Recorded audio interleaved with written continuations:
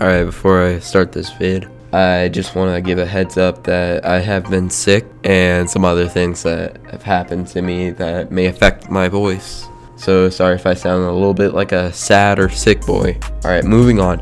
I haven't really done game ratings before because I don't feel like that's the type of thing I wanted to bring to my channel, but due to the lack of content, I just decided to do a game rating on one of the recent games I played. Now, I have a mixed feeling about this game, and I'm sure you do too if you've heard the controversy coming out about it earlier, but I wanted to do one on Assassin's Creed Odyssey.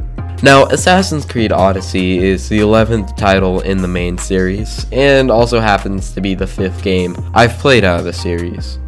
Now, I don't do game ratings that much, like I said, as this also happens to be the first one I've ever done. But after finishing the game, I felt I had to give my mixed opinion.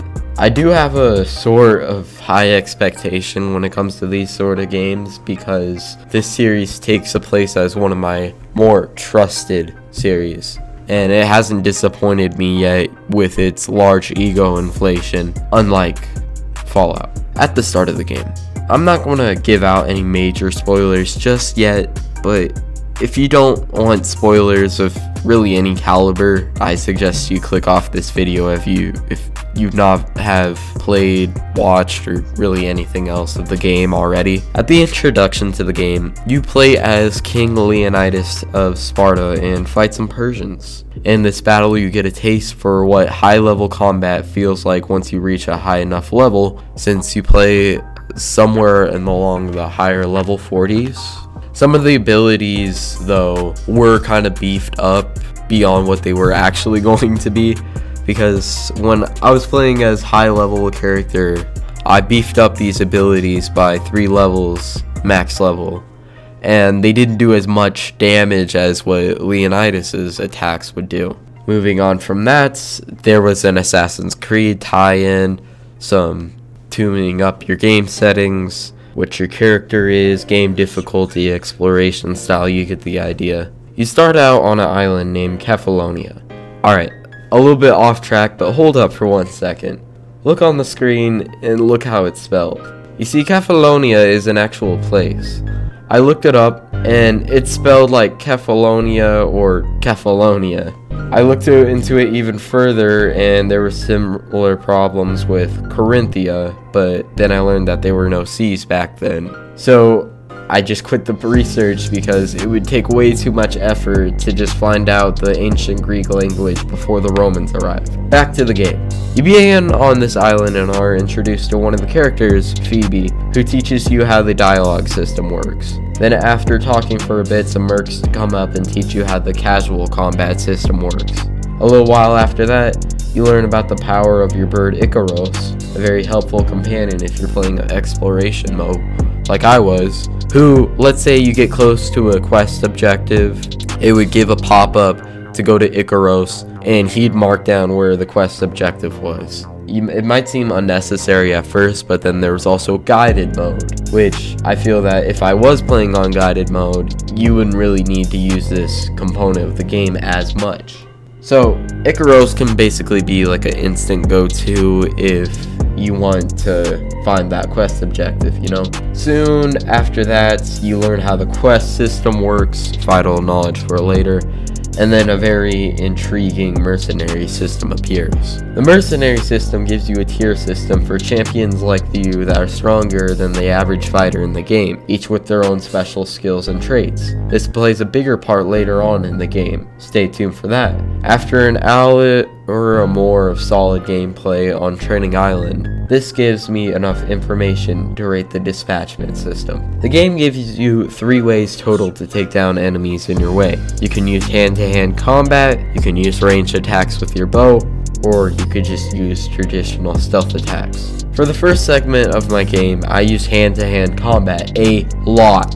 I'd go to enemy fortresses surrounded by tons of enemies and slice them all down with just myself, my swords, and heavy metal blasting. I found this to be extremely entertaining and fun, since I got to take my anger out on a bunch of AIs that might have been stronger than me. Then the level gap problem I had started to push. I decided to use my bow and got the overpower ability. What this ability does is it just sends a flame, like this super powerful arrow that makes everything go boom, stuff goes flying, simple as that. Then there was stealth, one of the traditional components of Assassin's Creed game. You could kill anyone, no matter the level, in 3.2 seconds if you snuck up on them.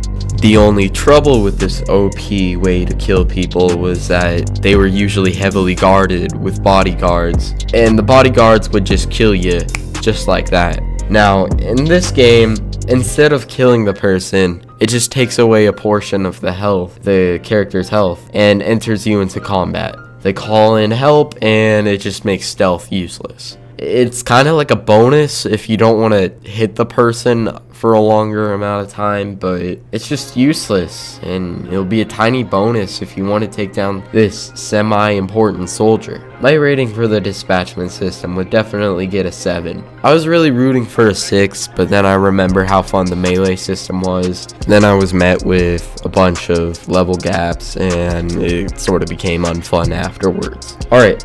For the first section of the game, after you finish your business up in Kefalonia, a little bit of spoilers, you obtain a ship to sail to the rest of the section of the game. When I finished my business in Kefalonia, as soon as I saw the rest of the map, I was instantly astonished by how much land they had in the game. They had, I think it was from all the way Macedonia, the islands below Macedonia, to Laconia. Yeah, I think that's right. Pull up the map.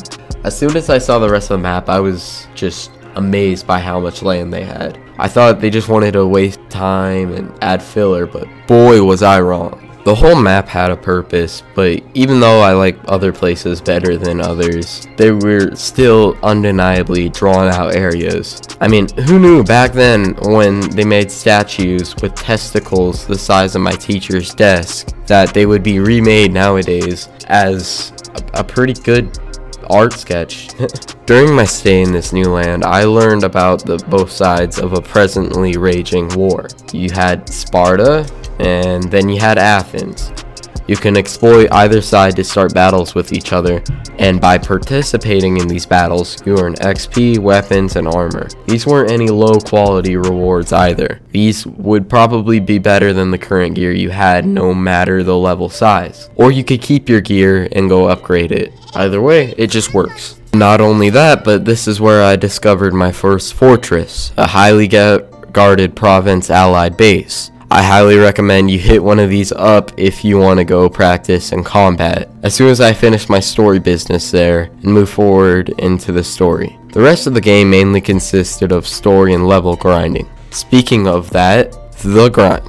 One of the biggest complaints I had with this game was the leveling system. Now, not all of the system was bad. There was a few parts I liked about it, like how your enemy always has to remain 2 levels under you, which would teach you to never underestimate your enemy in combat, and it would give you a fair amount of XP if you went to a lower level nation. But then there's the rest of the system, which is just whack. Most of the game and other mercenaries are locked off by higher levels. Towards the end of the game, I tried to fight against the final boss, not spoiling yet, and was demolished after a long and hard-fought fight against her. My fighting skills couldn't save me in this situation. Her health was too large, and little by little I started to get more and more impatient and slip up. Then I gave up and decided to level up at least 1 level behind her. It took me the entire day to do it. I can't give you a straight answer if it was worth it or not after I beat her when I finished into the night, since the level grind also gave me other story options I had no intention on completing in the time, but it just was whatever, you know? And then the controversy that Odyssey had been facing earlier in its release. In the store to the game, it had a section called Time Savers, which was full of XP boosts available in real life dollars. Do I believe the leveling system problem I faced had part in that? Yes. Yes, I do. I believe strongly. I'm disappointed in the fact that they had these XP boosts, but in a way, it kind of makes sense, but doesn't at the same time. They had a lot of good side quests that they probably wanted you to play instead of just skipping to the end of the story, but they're also a company and have to make money at the same time. So it's kind of a levy thing. These side quests were lame and also good. One of the favorite ones I had was when we were supposed to go up against this Minotaur. I'm not going to end it off, but it wasn't a real Minotaur. It's a long story with that. Moving back on to the game, I've developed a level up power play for this. You basically go to the opposite side of the war and keep causing wars until you level up over and over and over again. You get bored, move on to a new nation. Make sure you clear out all the level objectives and cause as much ruckus as you can so you can get bounty hunters to come after you, and then you can whack some crap up, if you know what I mean. Now for the rating.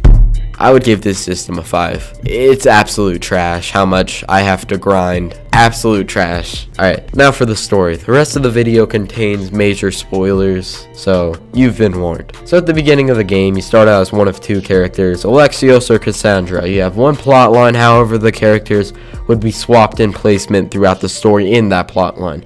The character I chose was Alexios. Leave me alone, feminist. So I'm just going to go along with his plot line. Since I'm too lazy to go back to the beginning and record the cutscenes, I'm going to use other Let's Plays. Thank you, Rad Brad, and anyone else who used Alexios in their playthrough. He and his sister are descendants of King Leonidas, which plays a bigger part in the story later on. At the start of his life, he was cast off a very tall mountain with his sister due to some sort of prophecy. He survived and got on a boat, though only to land on Kephallonia, where he was adopted by this weird stranger named Marcos. He taught him how to become a mercenary and kill, all that fun stuff. After gaining the ownership of Adrestia, his ship, he sailed to Megari to go kill his adopted father, the one that threw him off the mountain. Soon after your arrival, you learn of his adopted son Stentor. Glad you're already being replaced. Yeah, me too. Stentor hands you a bunch of quests before you can talk to your father Nikolaos. And after you beat a battle for Sparta and talk to him on a hillside, this is where you can either kill or spare him. Due to the habit of sparing people I had picked up from Red Dead Redemption 2, I spared him. He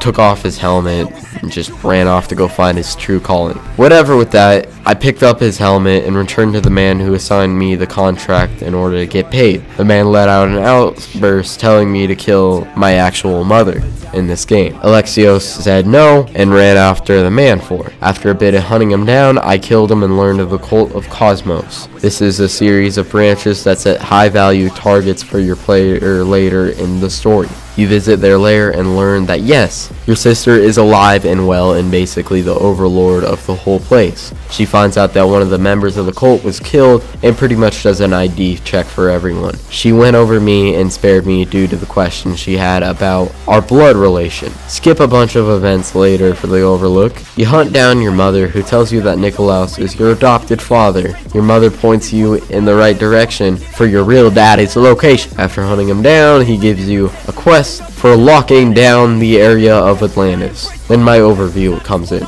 There are 3 total main quests, Odysseys as they're called. The first one is to reunite your family, second one is to kill everyone in the cult, and the last one is to close off Atlantis. But only the second and third one will have their tie-ins to the AC universe. Now it is time for the story rating. The third quest was definitely the most interesting to me, since that I got to fight Medusa and the actual Minotaur, and the other quests were fun too. The only complaint that I have with this was how most of the quests were locked off by, once again, higher level objectives.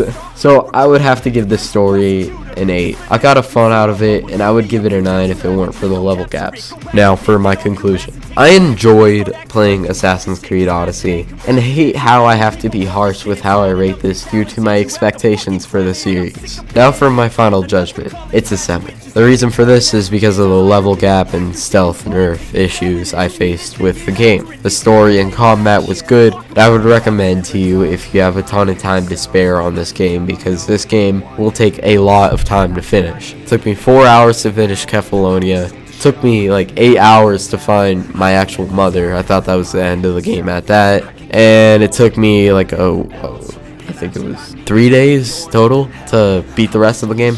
And there's still a ton of side quests. But thank you guys for hearing me out on this review. I don't do this a lot, and it was somewhat uncomfortable. Peace.